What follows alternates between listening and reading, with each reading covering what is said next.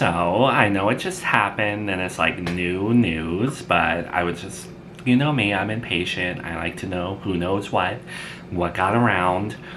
Did you happen to tell your mom or Gabby, anyone that were like engaged, to be married, wedding in the future type stuff?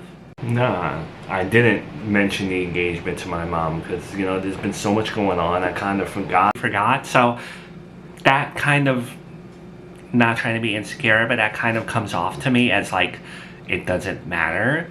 Because like, who forgets that they're engaged? That you forget to get the mail, you forget to clean the fridge, but you don't forget that you're engaged. Does that make sense? Am I coming off as insecure? Melissa, I wouldn't have proposed to you the way that I did if it didn't mean something to me. It's just, I don't know, because the way you proposed kind of felt forced. It kind of felt like I boxed you into a corner, like a little dog in an alleyway or something. I don't know how authentic the proposal, and don't take that the wrong way, I'm just saying, like, that's how it came off in the moment. Like, oh, I'm proposing to you because you're upset. And that's what I don't want. That's why I didn't want to tell you about the pregnancy until we were together type thing. Nah, that's not true. Again, I wouldn't have proposed to you if I didn't want to. I wouldn't propose to you if I was just trying to shut you up or something. I know the implications that come with proposing. I wouldn't just willy-nilly offer that to you. I wouldn't. It's just, there's a lot going on. My mom's going through what she's going through, just like, the everyday, daily life stuff. Let me get to what I want to tell you, actually, because it's about Miranda. Oh, great. Miranda. Just what I wanted to, hear. It's nothing bad. I mean, obviously, there's going to be parts of it you don't like, but you have to overlook the stuff you don't like to really see the good part of it.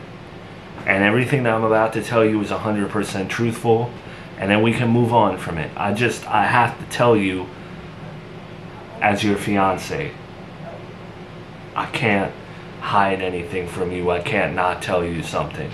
I don't want that in our relationship. That's better, fiance. I like that. Now that's part of the conversation that I enjoy. Absolutely. Yeah, I'm a fiance. One E at the end for male fiance, right? Two E's for the female, right? Anyway. I told this all to Brian. Apparently, Miranda came to town to see Gabby. She visited Victor. She skipped over Brian, and he's pissed off about it. And she stopped to come see me. She came to see you. How sweet. I'm not gonna bottle things up. I don't like that. I don't hate Miranda. We left off on really good terms. I really don't hate her. I admire her in many ways. If we were in the room together, I would be very nice to her. I would have conversation about Sabrina Carpenter and Harry Styles and so much more. Even parenting. I would talk to her about parenting at this point. But I don't like that you were in the room with her. And I'm going to admit that. That makes me sick. I know all that. I mean, I can't physically understand what that makes you feel like. But I know it's not what you want to hear, that we were in the same room. But like I said, those are the things you got to get over to get to the good stuff, okay? First of all, nothing happened between me and her whatsoever. And for the first time in dealing with her, I was very cold, very dismissive. I had a wall up, 100%, okay? And then she got into what she was there for. Okay, which was? She pretty much said that, through my actions, through the words of Damien and her father of all people are vouching for me. People are letting her know that, like I've changed. Because I have. I know I have. For me to like be so loving to Brian, for me to like not relapse, I know I've changed. I don't need someone to tell me that. I don't need Miranda's approval. I don't need anyone's approval. I know I'm a good person at the end of the day. Yeah, I've made my mistakes, but if we're all going to live in the past, then let me pull up other people's skeletons in their closet. Let me see how they were 10 years ago, blah, blah, blah. She gets all this vouching of me and all that, right? She decides that she wants me in Charlotte's life. So in what way does she want you to be in Charlotte's life? How so? Pretty much the sentence as is. She wants me to be in Charlotte's life. And that means like being a dad, not a father, not just a biological father that's on paper, but she wants me to be dad, you know? And she don't even care about the child support. She don't care about the custody stuff. I've heard that before. I think, you know, Brian went through that, right? I don't trust that by any means. But, yeah, she don't care about all the logistics and all the legalities of it. She just wants me as, like, a father figure in Charlotte's life. Okay. First, I commend you for being super, super, duper, duper transparent with me. I love it. Puts me at ease to an extent. But, what did you say to that? Well, I think this is where you would be, you'd be proud of me. And you'd be happy. And you could see some goodness in this interaction. And maybe see, like, the nail in the coffin of, like, my relationship with Miranda. Because I told Miranda, I don't want that. That I don't want any part of Miranda. I don't want any part of Charlotte. Not that I hate Charlotte. Not that I want to be a deadbeat dad. But I don't want to get off track. And I don't think it's best for me to be in Miranda's life or vice versa. And I said to her, also, you should allow Brian to be in Charlotte's life, which she was against. So the good thing is that I said that, but also the good thing is I think from the way I was reading her, she's not going to force me to be in Charlotte's life. This isn't going to be one of those things where, like, she calls me next week and says, hey, come on, or shows up at my doorstep, please, I'm begging you. I think, like, I told her what I told her, and I think, like, we can move on from it. And that's the final chapter. That's everything that you need to hear, Melissa. If you had any doubts about me and Miranda, I just think I proved it. That I'm over her. I'm done with her. I don't want to think of her. I want to think about you. And your body and your personality and your lips and you, Melissa Cartwright. Okay, well, don't be mad when I throw this out there, when I say this, okay? Don't be upset. Don't be mad that's what? What don't be mad? What are you about to say? Okay, when I was getting over Miranda, when I was trying to, like, trust you 100%, I came to the conclusion that I cannot fear this woman, that it's better to join her than beat her, if that makes sense. You know what I mean? I don't want to run from my problems anymore. When I have an insecurity, I want to face it. Just like looking at my body at a lot of the times. Like, I just look in the mirror now. I don't hide behind my sunglasses. And that's the way I want to do it with Miranda. I don't want to look at her naked. You know what I'm saying? I'm just saying, like, I don't want to run from her. Nor do I want to run from Charlotte. So I believe that you should take this on. I could see us being parents together to Charlotte. And I think instead of, like, half-assing it, we should, like, really be good at it. And then Charlotte can be a part of our future children's life if that's in the cards. Melissa, when Junior was alive, all you ever wanted was for me to like abandon my family for you.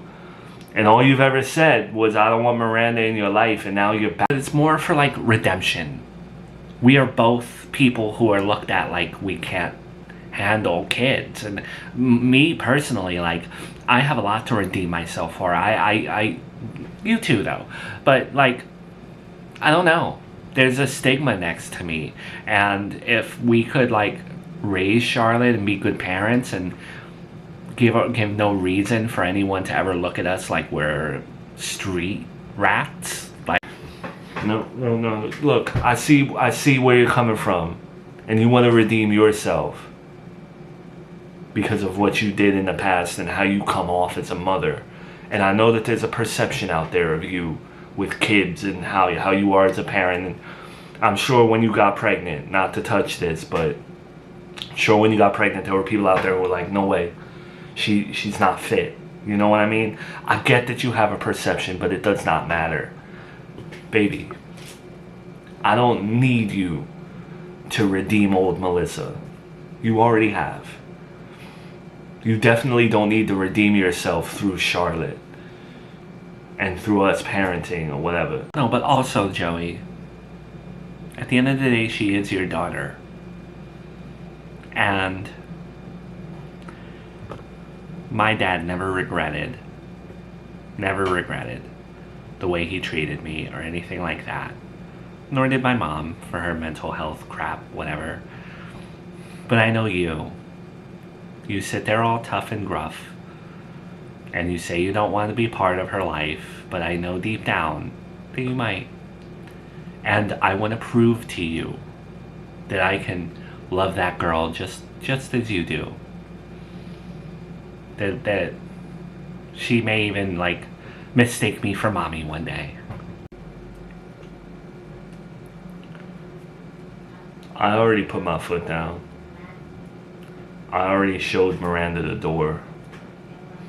And mentally, I already shut the casket on the notion that I'm going to be a father to Charlotte Montgomery. I know there are people who want to be in her life, and I understand that me not being in Charlotte's life is something that she has to grow up with and wonder about, but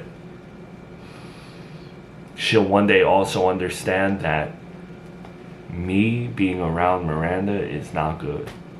For her, for me, for you, for anybody. Unfortunately, Charlotte is caught in the crosshairs of a very toxic relationship between me and Miranda, and it's for the best that I'm not in her life.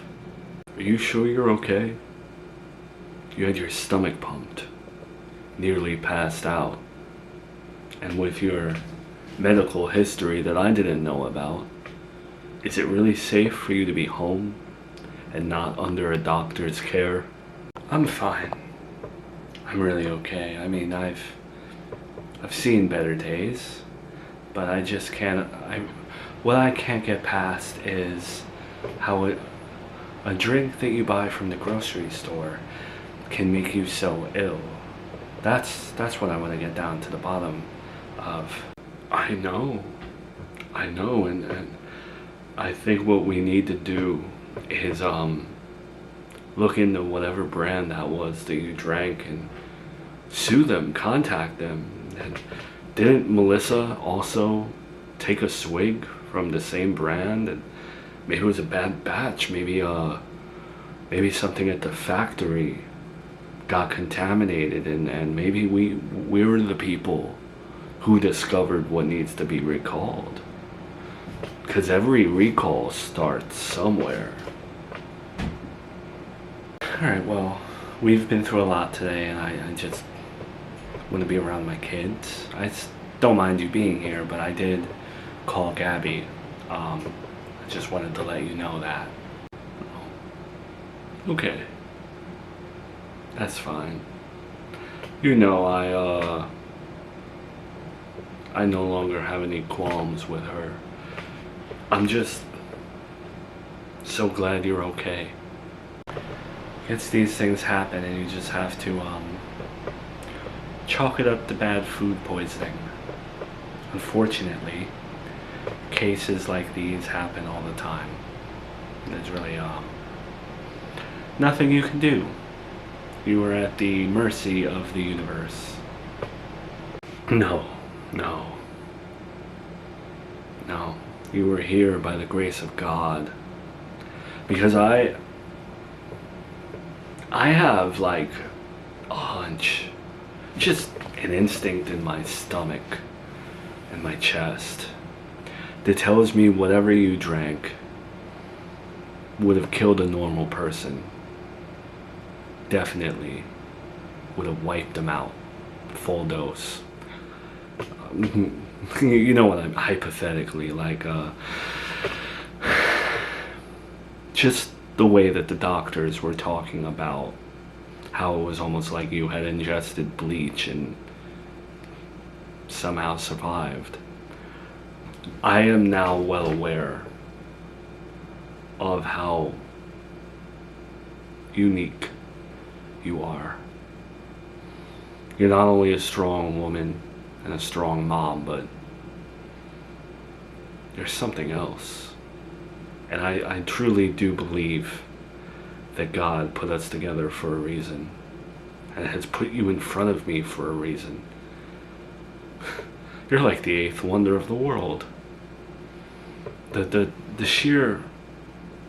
Stop, Jonathan. Please, it's okay. Oh, really, Mildred. You're an inspiration to everyone. Because you have some sort of motherly perseverance that just does not die. I bet, even if I intentionally poisoned you right now, you wouldn't die. You know, you have quite the way with words sometimes, Jonathan. It's a really grim way to put things. But, I know you have a flair for getting right to the point and not masking intentions. But try not to look at it like that. Don't look at it so dark. And yet I can say it to you because I know you can handle hearing something like that. I'm just sorry that you had to go through that. But I'm amazed that you survived it. Not that any of this is my fault, although I feel like I should now check every drink that it's about to cross your lips. I just want you to know how grateful I am that you are still alive.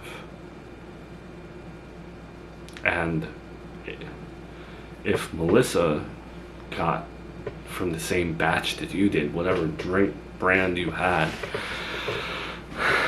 I'm grateful that she's alive too. Isn't it crazy how hindsight works? Because we should tell Melissa this as well.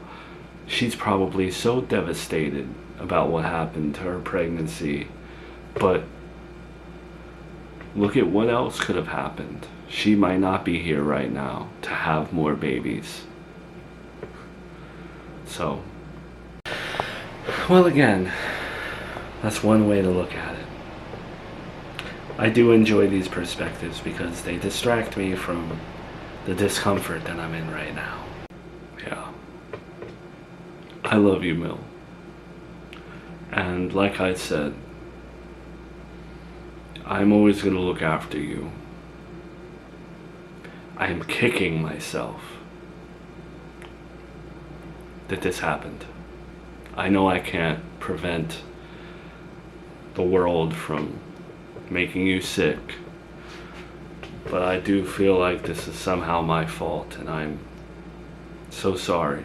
Jonathan, I appreciate the humanity and seeing this side of you. Be caring towards me, really. But there's no way you could have known. I know. But you know me. I just want to protect you. Hi, Mom. Well, Gabriella, so great to see you. Your mom survived something awful, terrible, but God came through. You have a very strong mom. She is made of something else, and I am grateful to call her my girlfriend. You know, Mom, why don't you sit down? Let's talk. Yeah, you guys talk. I'm gonna step out. If you need anything, Bill, let me know.